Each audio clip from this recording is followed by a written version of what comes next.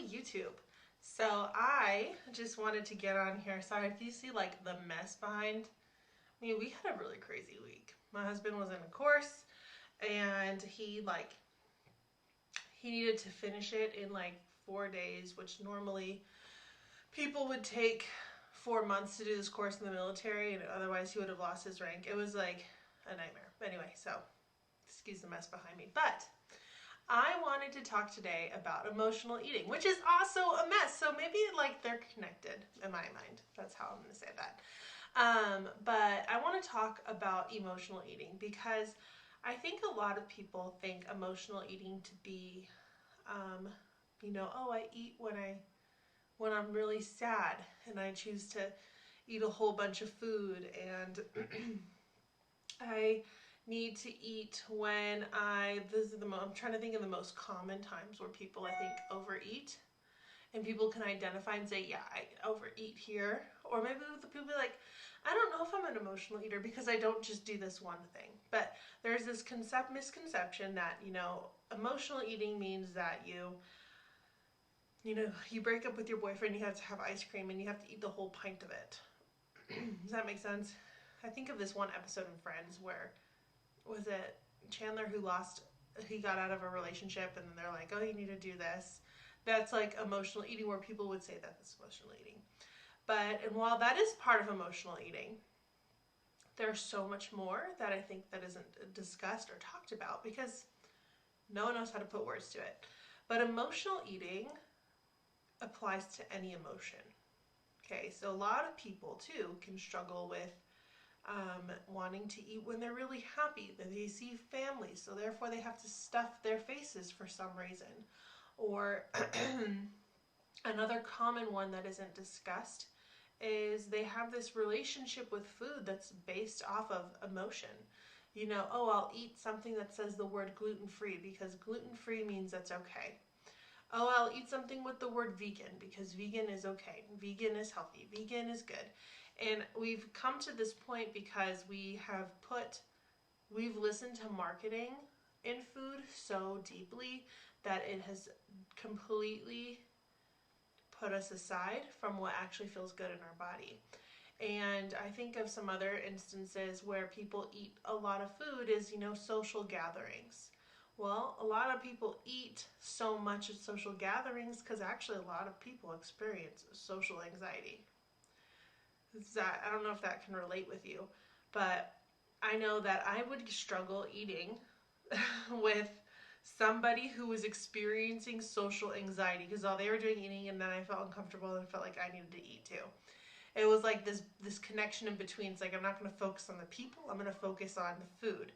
And not just that, but we can feel really guilty, like I said, about being vegan or being whatever we are. We can feel this guilt about choosing to eat a cookie, a homemade, delicious, buttery, sugary, flour filled cookie. Like, I can't eat that because it's got flour. I can't eat that because it's got sugar.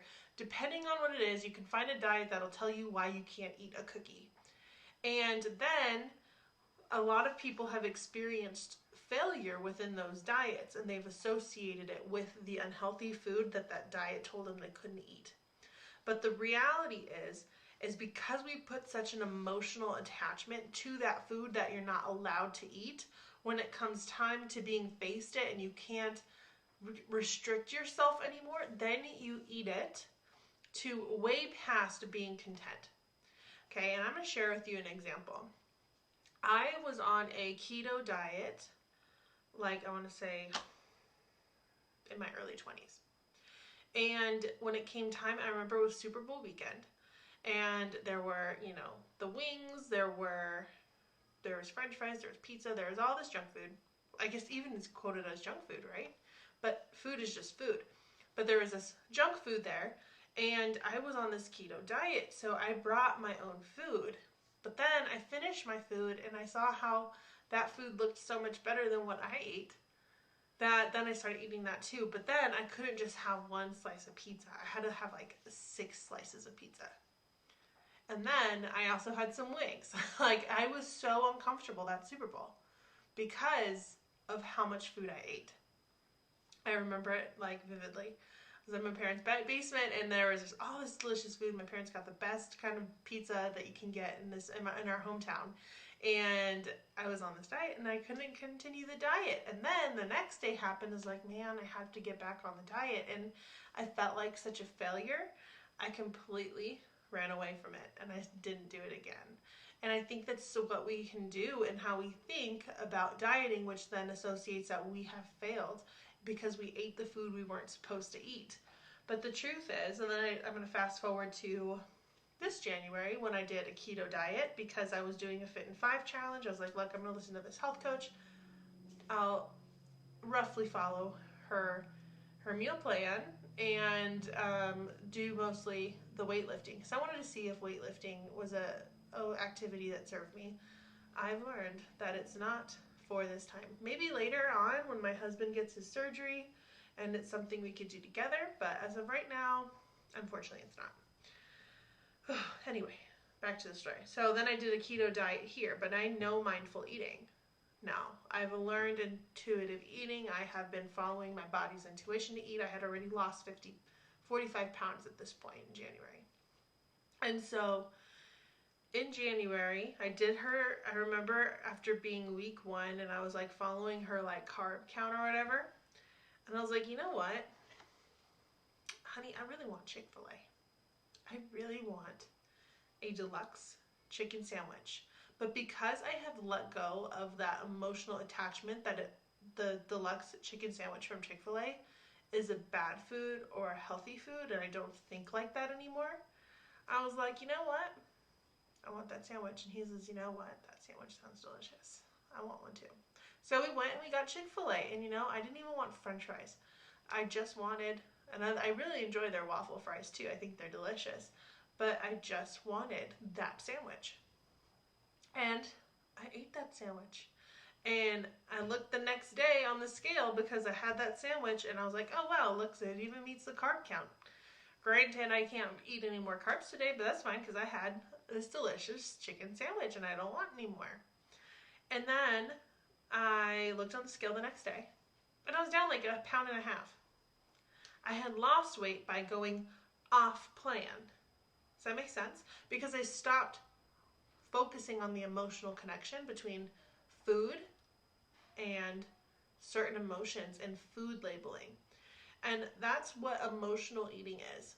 Emotional eating is putting labels to food and attaching emotions to them that when we see or think about that food, we then feel this emotion because we have this thought that we can't have that. And I make homemade cookies now, and I'm still over 55 pounds down. I'm now 56 pounds down. Which is like, it's only 1 pound. It's like, you know what? Every pound matters. When you have a goal, every pound matters, right? And I have been able to maintain this huge amount of weight loss now for over 8 months. And that is what intuitive eating is, that there's no food that isn't allowed. We are going to go crazy, and we have gone crazy. I don't know if you paid attention, but our society, our culture is going through a huge shift, and it's all because of these unsettling emotions. We are just not focused mindfully, and we're so distracted by all these other external things around us. And right now it's all about Ukraine. And so now people are shopping like crazy over at the grocery store because of Ukraine. And I don't know about your city, but at least in my city, I was like, wow, why is this out of stock right now? This drives me crazy. I hate it when we as a society freak out about stuff. And anyway, that was a tangent. But back to emotional eating. People are emotional, and so they're grabbing all these different foods. And it's like, you're like, oh man, I grabbed the last one. Thank goodness. And I just dislike it so much. I really dislike that. But let me know what you think. I wanted to just come on here and share with you what exactly emotional eating is. And I want you to think about what are some foods that you attach yourself emotionally to. What are some foods that are driving you to choose to eat it or to run away from it because you're afraid you're going to gain weight? I think a lot of people are going to be interested in mindful eating and what I have to offer them because they've already lost this weight. They're like, but how do I maintain it? That's another huge thing. And the truth is, when it comes to weight loss, how you lose the weight is going to dictate how you maintain it. If you lose the weight through a low carb diet, the only way you know how to maintain a low carb diet is by eating low carb. But is that something you want to be doing when you're 70 years old? You know, how do you want your life to look like when you're an old woman or an old man? You know, do you want to say, I'm lifting 3 hours a day, even for the rest of my life, just to maintain this weight loss? I don't know. Maybe you are. If you are, all power to you, because I was doing a triathlon like a few years ago before I like found mindful eating. I was doing triathlons. I had some like 75-year-olds passing me up, even 80-year-olds. An 80-year-old woman passed me. I was like, what? I'm either terrible at triathlons or that is a rock star 80-year-old. And I'm going to say it's more of she was a rock star 80-year-old because she didn't look 80, but they put the age on your calf, so I knew. I just thought that was crazy. Age is totally just a number. But anyway, another tangent, sorry. So, but back to emotional eating. I want to know for you, like, if you are wanting to lose weight, or let's say you have lost weight and you're just afraid of maintaining that weight, you need to discover mindful eating. Why? Because then you don't feel that restriction. You can't maintain a restrictive diet. We're not meant to. That's the reason why 95% of diets fail. It's because of the restrictions. It's because of the rules. But our body isn't meant to work, doesn't work like that. It doesn't think about rules. It doesn't think about omitting foods, and it doesn't think about restricting. That's a very conscious effort, and you're going to be consciously doing that for a very, very long time until you cannot give in anymore. Like, there will be a day that you will fail it. And they say 95% of diets fail. I think it's probably even more than that. Those people just are really just not listening to their bodies and are really fighting. And like, it feels like slavery in our mind to foods and how we think about foods and food omitting and food restricting. It's just really, really emotionally challenging to maintain that kind of life. And then it doesn't bring you happiness at the end of the day. You know, over half of the people who do achieve their weight loss goal actually suffer with depression afterwards. And the reason why is because they realize, like, okay, I got to that weight loss goal, now what? I beat my body black and blue, it felt like. Emotionally black and blue. To get to this goal weight, now what? It didn't make me any happier. It didn't make me a better person. It didn't change how, it just puts into deeper perspective. Oh, what I really wanted was this, was freedom from food, was letting go of the struggle to be at an uncomfortable body weight. They might look good in a mirror, but then they suffer depression. They're like, because I can't maintain this. I can't keep looking like this with this diet. Does that make sense? Anyway, again, comment below. Let me know what you think about emotional eating and how your body responds to emotional eating. What are some emotions you go through? I will respond. I'm here for people. I'm trying to like build like a following that's going to really change their lives, whether you pay me to or not. So seriously, guys, go ahead, comment below. Let me know what foods that you are really emotionally struggling with, and I'll be happy to give my 2 cents in with what you're going through. I'll see you soon.